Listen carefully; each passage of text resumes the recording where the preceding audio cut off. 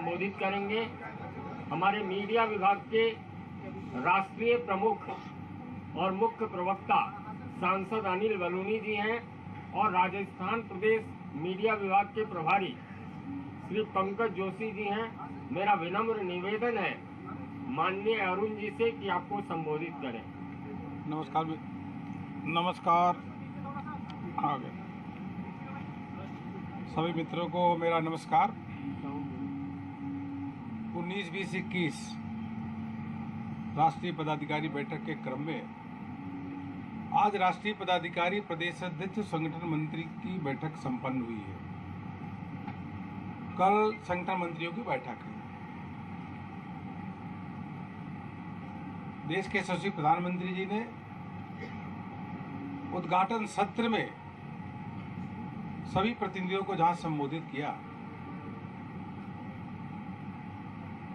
उसी के साथ साथ माननीय राष्ट्रीय अध्यक्ष जी ने अभी समापन उद्बोधन में देश के कार्यकर्ताओं को, जो प्रतिनिधि हैं जिन्होंने भाग लिया,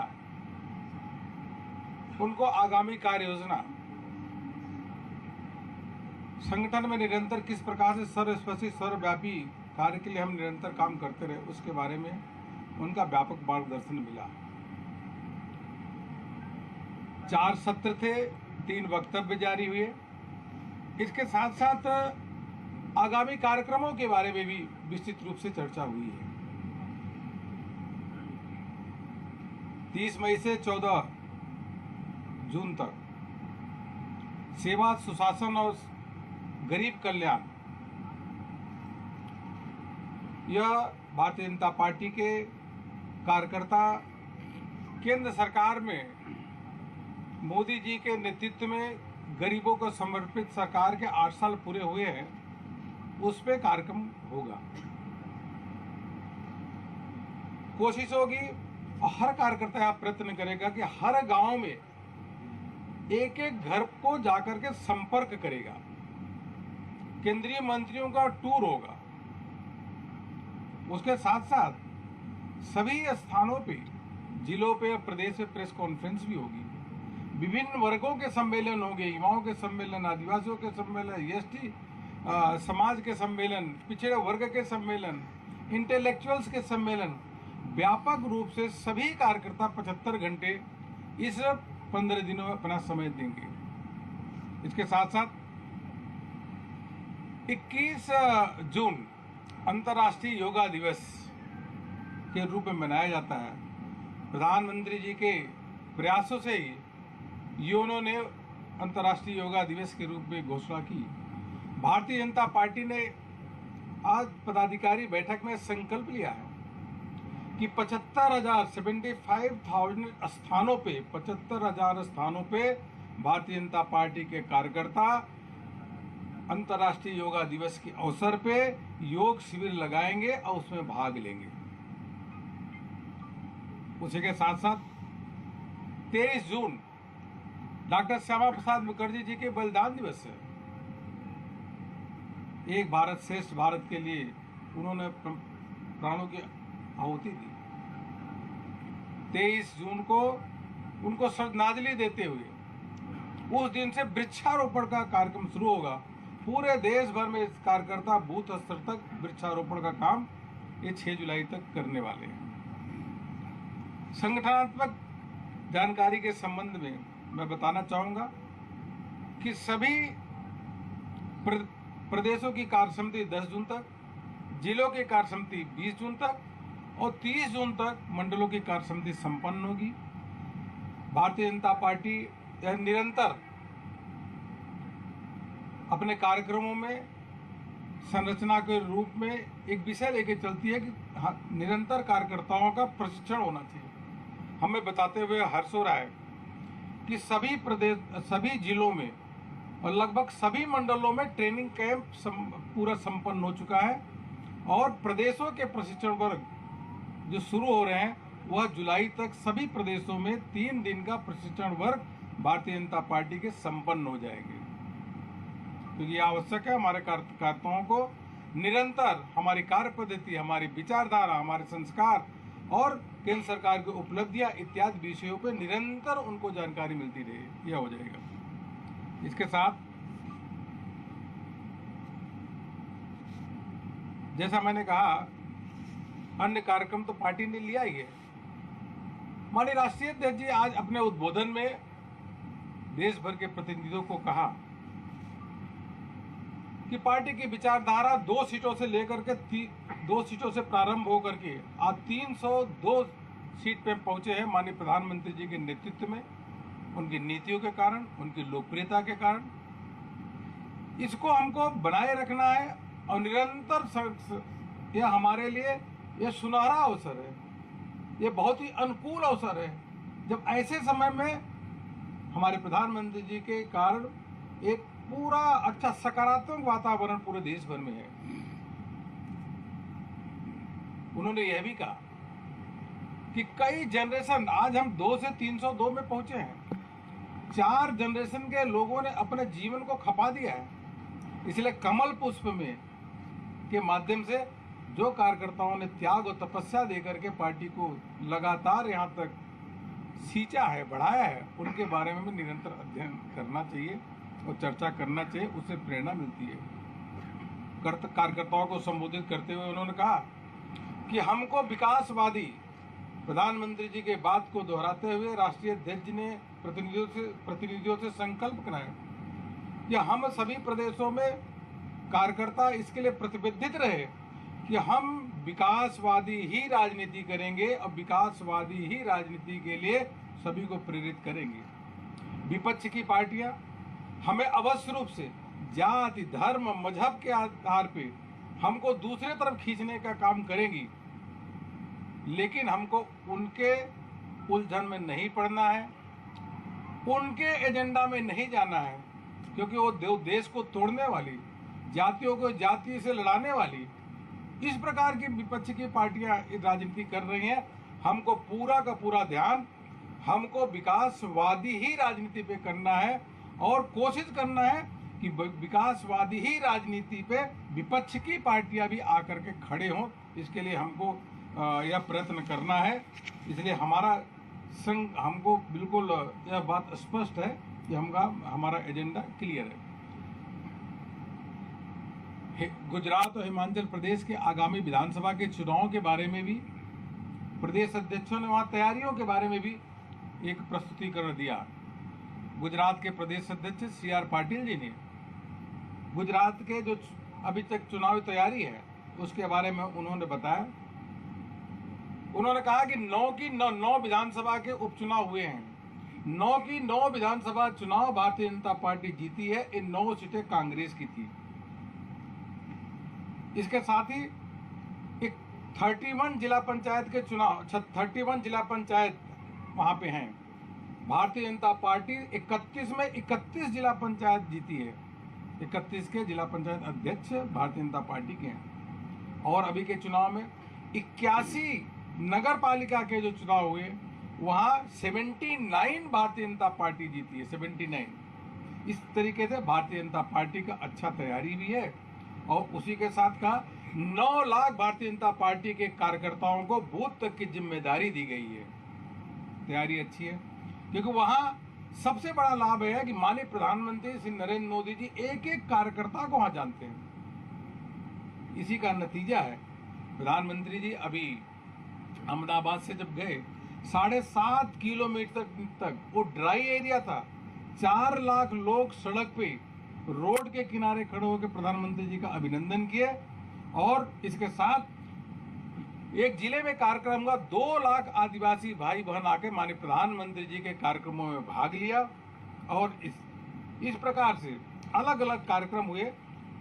उन्होंने विश्वास व्यक्त किया कि भारतीय जनता पार्टी पहले से भी अधिक सीटें गुजरात में जीतेगी और प्रधानमंत्री जी के नेतृत्व में पूरे देश भर में सरकार बना रही है, वहां पे भी सरकार अवश्य 100% बनाएगी। इसी के साथ साथ हिमाचल प्रदेश के चुनाव के बारे में, वहां तैयारियों के बारे में हमारे वहां के अध्यक्ष सुरेश कश्यप जी ने उसकी पूरी जानकारी दी। और यह पदाधिकारी बैठक में इस प्रकार से चर्चा होती भी है। उन्होंने कहा 7,800 बूथ है। सभी बूथ की कमेटी बन गई है, बूथ पे त्रिदेव की रचना हो चुकी है, त्रिदेव के घर पे उनका स्टिकर चिपक रहा है। और इसी के साथ साथ उन्होंने यह भी कहा कि माननीय प्रधानमंत्री जी के नेतृत्व में जो गरीब कल्याण योजनाएं हैं एक एक घर तक हिमाचल प्रदेश में पहुंची है और वहाँ की सरकार भी बहुत अच्छा काम कर रही है, सुशासन के मार्ग पे काम कर रही है। भारतीय जनता पार्टी अपनी चुनावी तैयारियां में जुटी है। वहीं कांग्रेस पार्टी हिमाचल प्रदेश में उनका बिल्कुल घर डिवाइडेड हाउस है, लीडरलेस पार्टी है। और आम आदमी पार्टी का तो बिखराव हो गया, उनके प्रदेश अध्यक्ष, प्रदेश संगठन मंत्री और महिला मोर्चा के उनके प्रदेश के अध्यक्ष भी छोड़ के चले गए। इसलिए आम आदमी पार्टी का वहाँ धीरे धीरे अस्तित्व लगभग समाप्त हो गया। इन सब विषयों में विशेष रूप से चर्चा हुई है, ये मुझको आपसे बताना था। और राष्ट्रीय अध्यक्ष जी ने सभी कार्यकर्ताओं से कहा कि यह हम चूँकि वरिष्ठ कार्यकर्ता बैठे हैं, हमें अगली पीढ़ी को भी तैयार करना है, नेक्स्ट जनरेशन के लोगों को आगे बढ़ाना है, निरंतर बढ़ा भी रहे। हम उनको प्रोत्साहित करके और अधिक से अधिक युवाओं की बात सुने, युवाओं को अपने साथ जोड़े। भारतीय जनता पार्टी में हर वर्ग के लोगों को जितना अधिक से अधिक कनेक्ट करें वो करना ही चाहिए, ऐसा माननीय राष्ट्रीय अध्यक्ष जी ने कहा। और राष्ट्रीय अध्यक्ष जी माननीय प्रधानमंत्री जी के द्वारा किए गए जो गरीब कल्याण, किसानों के लिए किए गए कार्य, आदिवासियों के लिए, अनुसूचित जाति के लिए, शोषित वंचितों के लिए जो काम किए गए, उन कामों का भी प्रशंसा किया है। और वैक्सीन के लिए जो 191 करोड़ वैक्सीन लगा है, उन्होंने कहा यह 191 करोड़ वैक्सीन इसलिए ही संभव हुआ है क्योंकि देश का नेतृत्व देश के प्रधानमंत्री श्री नरेंद्र मोदी जी कर रहे हैं। यही मुझको आपसे करना था। आपको कोई प्रश्न हो तो जरूर मैं पूछूंगा और कहूँगा। और राजस्थान के बारे में भी जिक्र आया है। राजस्थान को लेकर क्या जिक्र है? योगेश जी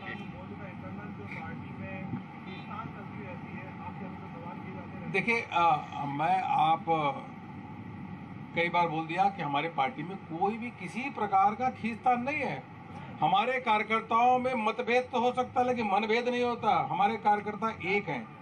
खींचतान का ये तो कांग्रेस पार्टी में देखिए, गुजरात में प्रदेश अध्यक्ष छोड़ दिए, पंजाब में प्रदेश अध्यक्ष छोड़ दिए, यहाँ पे एक विधायक कांग्रेस का परसों ही वो इस्तीफा दे दिया। तो खींचतान तो वहाँ है। कांग्रेस पार्टी के अंदर राजस्थान में सभी विधायक अपने आप को मुख्यमंत्री समझते हैं और मुख्यमंत्री का किसी विधायक पे कंट्रोल नहीं है। आप क्या पूछ रहे थे सर? राज्यसभा का चुनाव राजस्थान में भी और कई राज्यों में भी है, उसको लेकर बैठक में कोई बात की? राज्यसभा के चुनाव के बारे में ऐसे बैठकों में तो वो अलग से बैठ करके चर्चा करते हैं। यह जरूर होता है कि भारतीय जनता पार्टी का लगातार विस्तार करना है और चुनाव में हमको विजय हासिल होनी चाहिए।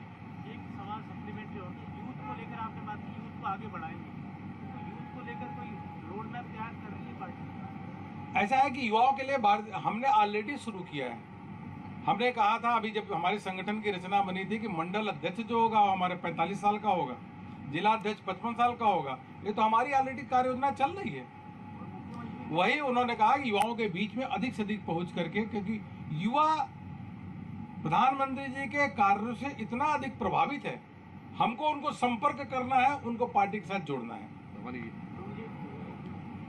में इसी राज्य में उदयपुर में कांग्रेस का नवसंकल्प शिविर हुआ था।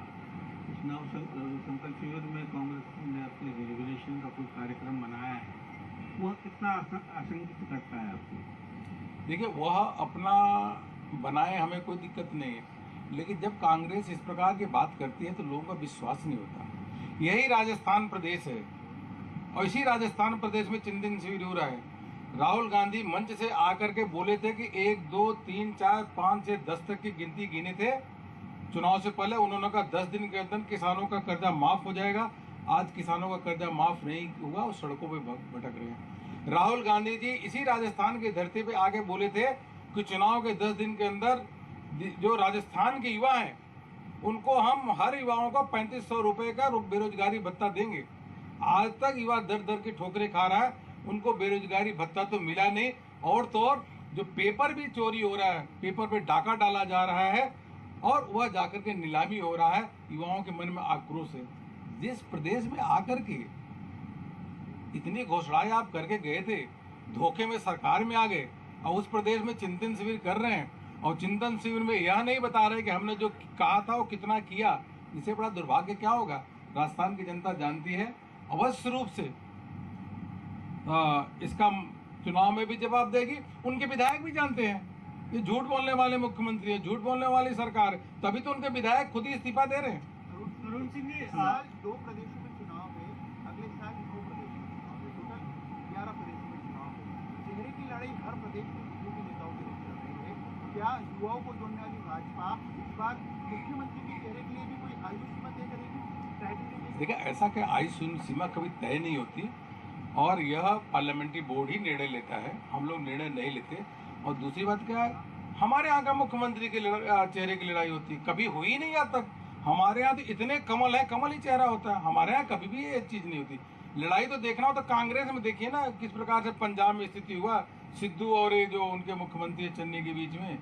हमारे यहाँ एक भी केस ऐसे देखिए कभी मुख्यमंत्री की लड़ाई होती है। हम लोग तो सत्ता में इसलिए आते हैं और राजनीति भी इसलिए करते हैं, समाज सेवा करने के लिए, अंत्योदय के संकल्प को पूरा करने के लिए। उस अवधारणा को मान करके हम काम कर रहे हैं ना भाई, इसीलिए प्रशिक्षण वर्ग लगातार लगाते रहते हैं कि हमारे जो सिद्धांत है, विचार है, उसको पता रहे।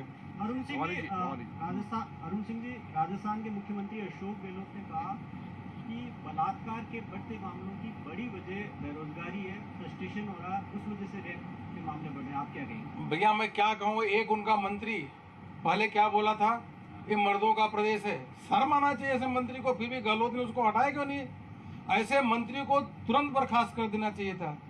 और अब यह मुख्यमंत्री बोल रहे हैं, शर्म आती है इस प्रकार से स्टेटमेंट देना। यह राजस्थान प्रदेश, ये शक्ति और भक्ति का प्रदेश है, शांति प्रिय प्रदेश है, यह समरसता का प्रदेश है। इस प्रदेश में इस प्रकार का मुख्यमंत्री वक्तव्य देते हैं, वह इसलिए दे रहे हैं कि विनाश काले विपरीत बुद्धि, उनकी मति भ्रम हो गई है, इसलिए इस प्रकार का लगातार स्टेटमेंट देते हैं। अपनी कमियों को छुपाने के लिए भारतीय जनता पार्टी पे सदैव दोषारोपण करते हैं। अरुण सिंह जी, आप कह रहे हैं कि कमियों को छुपाने के लिए, अरुण जी हाँ, आप कह रहे हैं कि कमियों को छुपाने के लिए इसलिए गहलोत जी ऐसा करते हैं, पर आपको पता है कि राजस्थान के कैबिनेट मंत्री जो है डॉक्टर महेश जोशी, उनके बेटे के ऊपर रेप का आरोप है। पर आपकी जो राजस्थान की लीडरशिप है वो इस मुद्दे को जिस तरह से सस्टेन्ड कैंपेन बनाकर उठा सकती थी, उठाया ही नहीं गया है। कहा यह जा रहा है कि मिली भगत है, वहां से कह दिया गया है कि इस मुद्दे को ना उठाया जाए। और आप अगर बता दीजिए, यहाँ पे कोई लगातार कोई प्रेस कॉन्फ्रेंसेज आपके नेताओं ने की हो इस मुद्दे को लेकर, कितना बड़ा मुद्दा है कि कैबिनेट मंत्री के बेटे के ऊपर रेप का आरोप लगा हुआ है और आपके नेता जो है यहाँ पर वो मुद्दे को उठा ही नहीं पा रहे। यह कांग्रेस पार्टी में रूटीन हो गया है। एक कांग्रेस पार्टी के जो गहलोत जी के लेफ्ट में रहते हैं मंत्री, उनके बेटे पे रेप के आरोप लगना, दूसरा जो राइट में मंत्री बैठते हैं उन पे खुद हत्या का उन पे केस लगना। सर, क्या और उसके बावजूद भी आपको क्या लगता है बीजेपी को इस मुद्दे को उठाना चाहिए था? ठीक, बीजेपी सारे मुद्दे उठा रहे, लेकिन क्या है कि राजस्थान में बहुत मुद्दे आ रहे, रोज 10 मुद्दे आ रहे। यह राजस्थान प्रदेश में 16 रेप पर डे हो रहे हैं, 7 हत्याएं प्रतिदिन हो रही है। राजस्थान अपराधीकरण में नंबर 1 प्रदेश है, महिला जो बलात्कार के केस में नंबर 1 है। एससी के ऊपर जो अत्याचार है, हमारे दलितों भाइयों पे अत्याचार हो रहा है, वो नंबर 2 पे है पूरे देश भर में। राजस्थान में जंगल राज है, हाहाकार है चारों ओर। हम रोज सड़कों पे आ रहे हैं, हमारे कार्यकर्ता मुद्दा उठाते हैं तो उनको जेल में डाल दिया जाता है। कई कार्यकर्ताओं को जेल में डाल दिया गया, लेकिन फिर भी हमारे कार्यकर्ता बिल्कुल भी इससे डरने वाले नहीं है। गहलोत जी कितने भी कार्यकर्ताओं को जेल में डाले, हम मुद्दे को लगातार उठाते रहेंगे, उठाएंगे भी। जिस मंत्री के बेटे के ऊपर रेप का आरोप है उनको इस्तीफा देना चाहिए। बिल्कुल इस्तीफा देना चाहिए, क्यों नहीं इस्तीफा देना चाहिए? आरोप लगा तुरंत इस्तीफा दो। प्रदेश कांग्रेस देश में बेरोजगारी की जो स्थिति है, राज्य सरकार केंद्र पर आरोप लगाती है, केंद्र कहती है राज्य सरकार जिम्मेदार है। आरक्षण के लिए एक तरफ प्राइवेट सेक्टर में आरक्षण की मांग होती है, दूसरी तरफ SC/ST रिजर्वेशन में क्रीमी लेयर लागू करने की मांग होती है। हमारी भी सरकार है, कांग्रेस की भी सरकार है राज्य में। कांग्रेस की तो बची कुछ 3 राज्य में बची है, वो भी जाने वाली है। आप बताइए कि 32%, 32% बेरोजगारी कहाँ है? राजस्थान, पूरे देश की 32% बेरोजगारी कहाँ है? राजस्थान में। बेरोजगारी के मामले में नंबर 1 है राजस्थान, फिर भी गहलोत जी आपको ध्यान नहीं आ रहा। अरे कैसे होगा ये बताइए? जब बजरी माफिया, खनन माफिया, अपराधीकरण चारों ओर घूम रहे तो कोई उद्योग यहाँ लगाने आएगा क्या? कोई उद्योग नहीं लगाएगा। और फिर आप बेरोजगारी के लिए केंद्र पे दोषारोपण करोगे, वैक्सीन के लिए केंद्र पे दोषारोपण करोगे, ऑक्सीजन के लिए दोषारोपण करोगे। सब चीज के लिए अगर केंद्र को ही दोषारोपण करना है तो कुर्सी खाली करो ना, और नहीं खाली करो, जनता खाली कराएगी। भारतीय जनता पार्टी की सरकार मोदी जी के नेतृत्व में बनेगी और डबल इंजन की सरकार के माध्यम से चौतरफा विकास होगा। राजस्थान में आपने कांग्रेस सरकार के खिलाफ नाकारा, निकम्मी, अकर्मण्य और तुष्टीकरण करने वाली सरकार कहते हुए एक प्रस्ताव पारित किया है, लेकिन क्या ये प्रस्ताव तक सीमित रह जाएगा? कुछ धरातल पे भी काम होगा? हमने जो वक्तव्य माननीय राष्ट्रीय अध्यक्ष जी का दिया है वह एक तरीके से जनता का ही वक्तव्य है, जो राजस्थान की जनता कर रही है, जन जन की आवाज है, वही सब कुछ वक्तव्य में लिखा गया है। हम आने वाले समय में और आंदोलन तेज करेंगे, आंदोलन के माध्यम से सरकार को उखाड़ फेंकेंगे, ये हमारा संकल्प है। धन्यवाद, thank you very much. Arun Singh ji, मेरा एक सवाल था, अगर आपको ये पता चलता है कि कांग्रेस की जो सरकार है और बीजेपी के जो राजस्थान के नेता हैं किसी भी स्तर के, उनमें मिली भगत है, तो आप क्या कार्रवाई करेंगे? हमारा कोई मिली भगत नहीं होता, कोई मिली भगत नहीं, आपस में